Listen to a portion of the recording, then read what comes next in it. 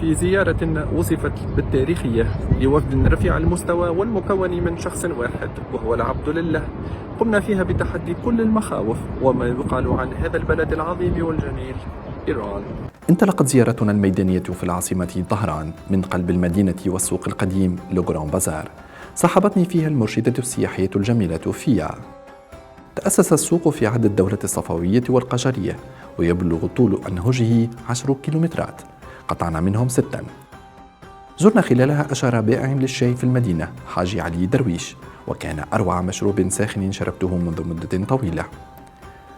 وبالحق نحس روحي اللي أنا قاعد في سوبر باع تو بحضر الحاج أحمد خليف، قاعدين نعملوا في كويستي بعد ما فطرنا سفود عند عبيد.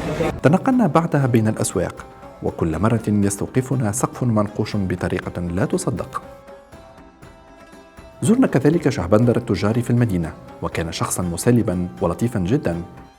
حبيت أقدم لكم شهبندر التجار هوني في إيران، اللي هو أكبر إنسان هوني، هو اللي يحكم في السوق كامل.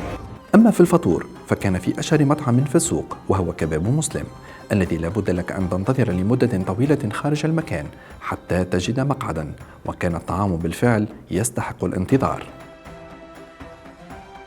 بعدها قمت بزيارة رسمية إلى مقر السفارة الأمريكية سابقا، حيث وقعت فيها أشهر عملية احتجاز للرهائن الأمريكيين من قبل الشباب الإيراني الثائر، وكان ذلك سنة 1979، لتدوم الأزمة 444 يوما.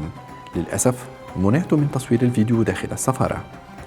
بعدها تنقلنا إلى برج ميلاد، وهو أعلى برج في إيران والسادس عالميا بعلو 435 مترا، وشيد سنة 2008، وصعدنا إلى أعلى قمة فيه.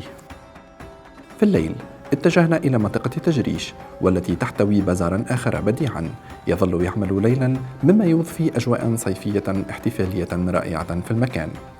أما عن الروعة بحد ذاتها فإنها في منطقة دار باند. لا أجد تعابير لوصف جمال المكان، وهو سلسلة من المطاعم المتلاصقة في سفح جبل تمر تحتها المياه القادمة من شلال قريب. من المرات القليلة التي أنبهر بمكان كما حدث في دارباند. التغطية الحصرية لهذه الزيارة التاريخية ما زالت متواصلة. ابقوا معنا. حسين بودية، مراسل اللجنة العلمية بقهوة البوسطة، طهران، إيران.